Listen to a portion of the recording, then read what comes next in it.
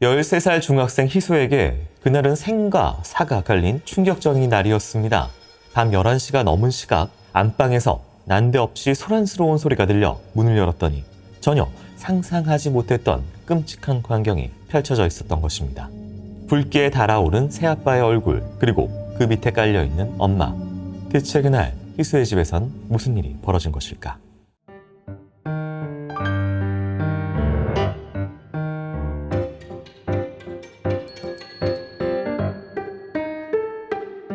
희수의 가족은 30대 초반의 엄마 오씨, 그리고 엄마와 사실혼 관계였던 새아빠 박씨까지 총 셋이었습니다.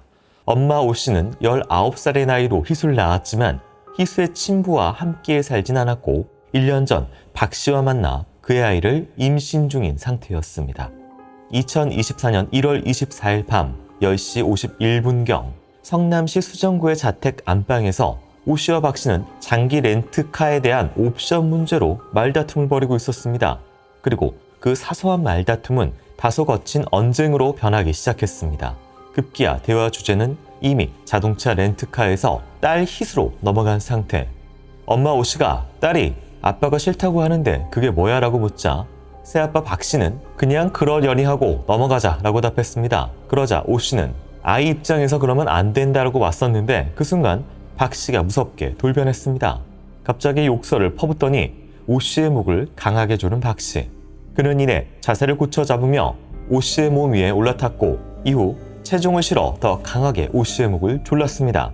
그렇게 오씨는 천장을 올려다본 채 무방비 상태로 목이 졸리게 되었습니다. 그때 방문을 열고 딸 희수가 들어왔습니다. 희수가 놀라 소리를 지르자 박씨는 오씨의 목을 조르던 손을 슬며시 놓았습니다. 놀란 희수가 재빨리 엄마에게 달려갔지만 이미 엄마 오씨는 의식이 전혀 없었습니다. 기절만 시키려고 했지 살해할 의도는 전혀 없었어요.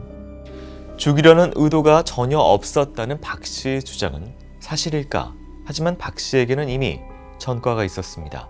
심지어 죄목은 살인. 그는 17살이었을 때 교제하던 여성을 살해해 징역 7년을 선고받고 복역했던 것입니다.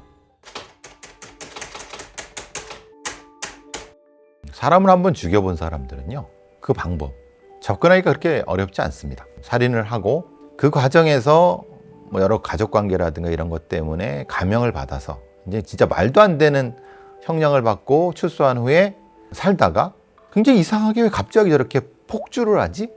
갑자기 왜 저래? 이런 경우는 살인을 하고 후에 살인 후 각성은 굉장히 이들한테 수단의 접근성을 높여줍니다. 그러니까 본인이 미성년자 혹은 미성년자와 준하는 사람을 죽여서 무엇인가 경험했던 살인 후 각성이 그런 폭력 상태에서는 바로바로 나타납니다. 뭐 이건 생각할 것도 없이 바로 1초 안에 나타나는. 지금 그 상황이 아니었을까? 그러면 살인을 의도했던 의도하지 않았던 이것은 미필적 고의의 살인이라고 추정할 수 있는 상황입니다. 왜냐? 늘 죽일 수 있는 준비가 돼 있는 범죄자, 이런 표현이 가능하겠죠. 희수가 달려가 새아빠를 떼어냈지만 엄마 오씨는 여전히 미동도 없었습니다. 엄마를 깨우려는 희수의 목소리만 애타게 울려 퍼졌습니다. 그런데 다행스럽게도 딸의 목소리를 들은 오씨가 깨어났습니다. 그리고 정신을 차린 오씨는 딸에게 즉시 경찰에 신고하라고 소리쳤습니다. 그러자 박씨는 또다시 무차별적으로 폭력을 휘둘렀습니다. 희수의 머리채를 잡고 매트에 내팽겨친 박씨. 그는 이내 경찰을 부르려는 오씨의 머리도 잡아 던졌습니다. 새아빠 박씨는 당시의 상황을 이렇게 증언했습니다. 신고요? 아니 저는 딸애가 저한테 못할 말을 하고 버럭버럭 대들길래 그만하라는 의미에서 머리채를 잡은 겁니다. 이어 박씨는 희수에게 옷에서 줄을 빼와 엄마를 묶어라 라고 명령했습니다. 희수는 어쩔 수 없이 엄마의 양팔을 묶었습니다. 박씨는 이어 희수로 하여금 스스로 손을 묶게 했고 바지에서 줄을 뜯어내 희수의 발목과 엄마의 발목까지 묶었습니다. 그렇게 온몸이 결박된 상태로 갇히게 된 모녀. 그 과정에서 박씨는 나는 한 번 가면 끝까지 가야 한다 라든지 나는 잃을 게 없다 라는 등 협박을 멈추지 않았습니다. 13세의 소녀는 그렇게 죽음의 공포 앞에 무방비로 노출되었습니다. 만약에 이 범인이 일종의 색정사죠. 아니면 가학적 성행위든 가학적 어떤 그 살인행위, 살인에 준하는 것에 익숙한 성격 이상자였다고 하면 충분히 가능한 얘기입니다.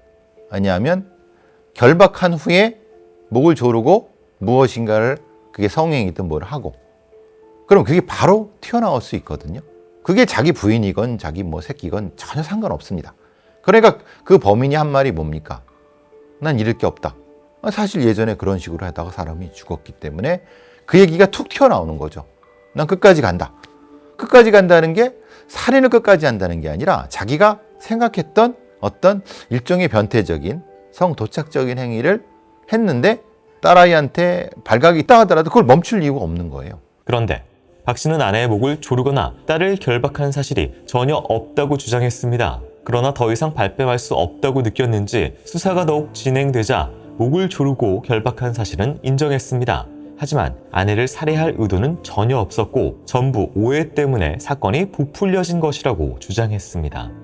여러 번 말을 바꾸던 박 씨는 급기야 전혀 새로운 논리를 펼치기 시작합니다.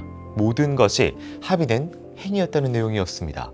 자신은 아내의 성적 취향에 따라 합의하에 목을 조른 것일 뿐이고 딸을 묻게 한 것도 일종의 합의된 역할극이었다는 주장이었습니다. 딸이 예전에 어떤 타투이스트에게 성폭행을 당했다는 말을 들었습니다. 그 자리에서 당시 성폭행 당했던 일을 엄마에게 재현해보라고 했습니다. 그때 타투이스트에게 당했던 것처럼 엄마를 묶어보라고요. 딸의 과거 성폭행 피해 사실까지 언급한 황당한 주장. 아내 오 씨와 희수 모두 자신과 합의된 플레이를 했을 뿐이고 그들이 갑자기 돌변해 자신에게 누명을 씌우려 했다는 내용이었습니다. 과연 박 씨의 주장은 사실일까? 그러니까 상당히 가학적인 성도착자라고 보는 게 맞겠죠. 피해자 혹은 성적 상대를 일종의 성적 노예화를 통해서 성적인 도착증을 만족시키려고 하는 행위. 그러니까 서로 묻게 시키고 그 다음에 거기서 뭐 일종의 사디즘적인 변태적인 성적인 쾌락 뭐 이런 것들을 했던 예전에 이제 어금니 아빠 이영아기가 지 부인한테 그런 어떤 학대적인 성행위를 하다가 결국은 죽게 만들었죠.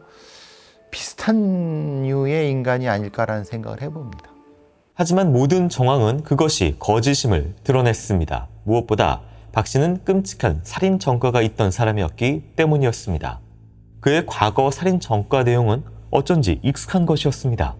박 씨는 17살 때 자기의 여자친구를 살해한 전력이 있죠. 그때 자기의 손으로 여자친구의 목을 졸라 죽였습니다. 게다가 교도소 수감 중에도 다른 재수자의 목을 조르는 이른바 기절놀이를 했던 기록이 있었습니다. 그뿐만이 아니었습니다. 박 씨의 말이 거짓이라는 결정적인 증거가 있었습니다. 바로 사건 발생 장소인 안방 매트에서 발견된 소변 자국이었습니다. 사건 이후 집으로 돌아갔을 때 안방 매트 쪽에서 냄새가 나더라고요. 확인해보니 처음 기절했던 자리에 소변이 묻어 있었습니다. 사람이 죽을 때 대소변을 본다고 하던데 제가 죽을 뻔했다는 거죠. 매트에 남아있던 오 씨의 소변 자국, 죽음 직전까지 간 흔적이 있음에도 박 씨는 자신은 합의된 성적 플레이를 했다고 주장하고 있었습니다. 일종의 그 목을 조르는 색정 행위, 목을 졸라서 성적인 굉장히 높은 그 쾌감을 느끼고 풀어주는 이 방식을 했는데 교도소에 있는 남자 재소자들한테 비슷한 짓을 한 거죠. 그러다가 뭐 죽으면 어쩔 수 없고 뭐 이런 방식의 굉장히 위험한 성적 도착 환자다. 결국은 자기 부인한테 이렇게 반복한 것이 아닐까. 이런 경우는 정신병원에 감금을 해야 됩니다. 보호라는 얘기도 필요 없이 이런 종류의 범죄자는 그냥 감금을 해야 돼요. 왜냐하면 너무 위험해요. 이런 경우는 자기 부인이 없으면 가짜 애인을 만들어서 그렇게 공격할 거고 아니면은 그냥 성매매에 가서도 이런 짓을 하다 사람 죽일 수 있는 매우 위험한 단계 같아요. 아, 그럼요. 이게 이제 중추신경계, 자율신경계 그 자체가 딱 일시적으로 끊긴 거죠. 그럼 탁 나버리는 거죠.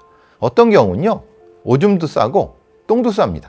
피해자가. 그거를 또 보고 너무 좋아하는 거예요. 성도착증 범죄자들이 그런 경우 더 높은 단계까지도 있거든요. 거기까지 안 간 게 다행이죠. 그날 밤 돌변한 새아빠는 괴물이 되어 엄마와 희수를 묶어놓고 살해 협박을 했습니다. 하지만 희수는 포기하지 않았습니다. 감금된 지 40분 만에 몰래 경찰에 신고하는데 성공한 것입니다.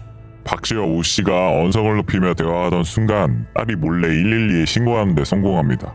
목숨이 위협받는 상황에서 대단한 기질을 발휘한 것이죠. 협박과 폭언에도 굴하지 않고 끝내 경찰에 신고한 희수. 신고가 접수되자 박 씨는 재빠르게 집을 빠져나갔고 덕분에 모녀는 그렇게 구사일생으로 목숨을 건질 수 있었습니다. 무려 40분간 모녀를 감금하고 협박하다가 경찰을 불렀다는 한마디에 곧바로 도주해버린 박 씨. 그는 의외로 경찰의 출두 요구에는 순순히 응했습니다. 하지만 그는 조사 과정에서 초지일관, 변명으로 일관했습니다. 그렇게 2024년 열린 박 씨의 사건 재판. 재판의 최대의 쟁점은 박 씨가 오 씨의 목을 조른 행위를 살인미수로 볼 수 있는가였습니다. 재판부는 먼저 범행의 본질을 지적했습니다. 피고인 박 씨는 단순한 말다툼 끝에 화가 났다는 이유로 자신의 아이를 임신하고 있던 사실혼 관계의 배우자를 목을 조르는 어처구니 없는 범죄를 저질렀다는 것입니다. 결국 피해자는 기절했고 그 장면을 13세인 딸이 직접 목격했는데 만약 딸이 그때 방문을 열지 않았더라면 피해자가 사망했을 확률이 높다고 판단했습니다. 그리고 매트에 남은 피해자의 소변 자국, 박 씨의 살인 전과 등을 언급하며 그에게 엄한 처벌이 필요하다고 덧붙였습니다. 또한 항소심 재판부는 모든 범죄 행위가 합의된 플레이였다는 박 씨의 주장을 정면에서 반박했습니다. 이때 수사 단계와 재판 과정에서 매번 증언을 바꾸며 새로운 변명거리를 찾아갔던 박 씨의 태도가 부메랑이 되어 그에게 돌아왔습니다. 피고인의 진술이 수사 단계 1심, 항소심에 이르기까지 계속 바뀌어 일관성이 없다. 반면 피해자의 진술은 구체적이고 일관되며 객관적 증거와도 부합한다. 만약 오 씨의 목을 조른 일과 희수를 결박한 일이 합의된 플레이였다면 피해자가 왜 즉시 경찰에 신고했겠냐는 점, 또 112 신고가 접수되자 박 씨가 현장에서 곧바로 달아난 점이 전혀 설명되지 않았던 것입니다. 무엇보다 박 씨가 과거 목을 조르는 방식으로 교주의 여성을 살해한 전력과 교도소에서 또 다른 재소자의 목을 조르는 기절놀이 사건을 일으킨 전력은 박 씨의 범행이 명백한 살인 미수라는 것을 뒷받침하고 있었습니다. 게다가 출소 후 얼마 안 되어 두 번째 범행을 일으켰기에 재범 위험성도 높아 보이는 상황. 게다가 피해자인 오 씨와 희수마저 박 씨를 엄벌에 처해달라며 어떠한 합의도 하지 않았던 상태였습니다. 그러나 피고인에게 내려진 최종 형벌은 징역 8년과 전자발찌 15년 부착이었습니다. 재판부가 언급한 참작 사유는 다음과 같았습니다. 법정에 이르러 박 씨가 범행을 인정한 점, 사건이 우발적으로 발생한 측면이 있는 점, 살인죄가 미수에 그쳤고 피해자들의 신체에 큰 상해는 없었던 점, 피고인 박 씨가 성장 과정에서 불안정한 가정 환경을 겪었던 점, 그리고 그가 경찰의 출석 요구에 스스로 응한 점 등이 고려되었습니다. 피고인이 어린 시절 친부와 친모, 친부와 계모의 이혼 등을 겪으며 보호자가 계속 변경되는 불안정한 환경에서 성장한 것을 양형에 고려한다. 성적 도착 행위랑 가정환경이 불응한 거랑 무슨 상관이 있습니까? 이게 되게 웃긴 게 연사대범 강호순이가 비슷한 방식으로 액사를 통해서 사람들을 그렇게 죽였어요. 그런데 얘는 자기 가정환경 불우한 거. 강호순이 가정환경이 불우한가요? 아니 절대 그렇지 않습니다. 살인범들은요 대부분 가정환경이 불우하다고 주장합니다. 자기가 그 망상을 가지고 있는 거예요. 그러니까 그걸 그대로 인용하는 판사도 웃기지만 문제는 왜 범죄적인 사디스트가 됐는가에 대한 일종의 규명이 그 재판 내에는 안 됐어요. 예를 들면 그냥 이게 뭐 목을 이렇게 조르는 이게 미수냐 아니야 의도가 있으냐 이것만 가지고 따지니까 답이 안 나오죠. 제대로 된 선 도착 전문가를 감정을 통해서 이걸 찾아야 되는데 문제는 거꾸로 해석 못하니까 불호해 가니까 감형해야 돼 라고 하는 거잖아요. 근데 이 인간은 사실은 생각해 보면은 과거에도 이 짓을 하다가 사람을 죽게 만들었어. 그러니까 죽인 거라고 봅니다. 지금도 똑같은 거잖아요. 그러니까 이거를 그냥 형량으로 타협을 본 거죠, 판사들이. 8년. 그러니까 이게 사실은 안타깝다는 거예요. 왜냐하면 이 정도 위험한 자는 그건 출소한 후에 바로 또 똑같은 짓을 할 겁니다. 이건 진짜 폭탄이에요, 폭탄. 자기 애를 임신한 여자거든요. 이제 뭐 예를 들어서 유영철도 심지어 이제 지 새끼는 뭐 신경 썼다라는 얘기가 있는데 자기 애를 임신한 여자를 이렇게 죽음 직전까지 거의 살인에 가까운 행위를 했기 때문에 이런 건 개념치 않은 건가요? 이렇게 얘기하겠죠. 그게 내 애인지 어떻게 알아? 왜냐? 그 범인한테는 여성은 그냥 성적 도구예요. 그것도 과학적 성적 도구예요.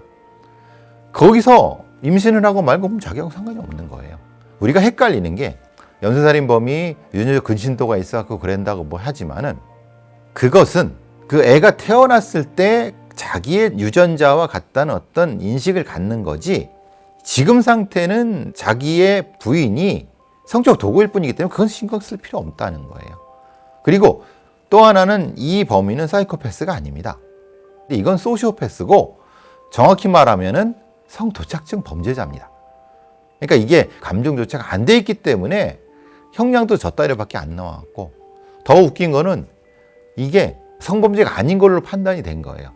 왜 제가 이 말씀 드리냐면 이거는 가석방. 그러니까 8년이죠. 형기의 3분의 1에서 반지 나오면 이게 돼. 이 경우는 제가 장담하건대 4년이면 나옵니다. 이 범인은. 왜냐? 이게 성범죄의 경우는 가석방이 안 돼요. 근데 이게 성범죄로 카운트가 안 되면은 가석방이 되는 겁니다. 그래서 이것도 역시 생각해야 되는데 이런 판결을 보고 이런 사건의 처리를 보면은 너무나도 좀 한심하죠. 피고인의 불안정했던 성장 환경을 고려하여 양형했다는 재판부. 하지만 그랬던 박 씨 자신도 희수에게 최악의 가정 환경을 선사했습니다. 17세 교제하던 여성을 살해 징역 7년을 살았던 박 씨. 그리고 이번엔 자신의 아이를 임신한 오 씨에게 살인 미수 사건으로 징역 8년을 선고받았습니다. 두 사건 모두 목을 조르는 방식이었습니다. 첫 번째 살인은 7년, 두 번째 살인 미수는 8년. 누범 기간 중 다시 살인을 시도했음에도 내려진 형벌은 고작 1년 차이였습니다. 과연 세 번째 살인이 없을 것이라 장담할 수 있을까? 희수와 엄마 오 씨는 여전히 그날의 공포 속에서 살아가고 있습니다.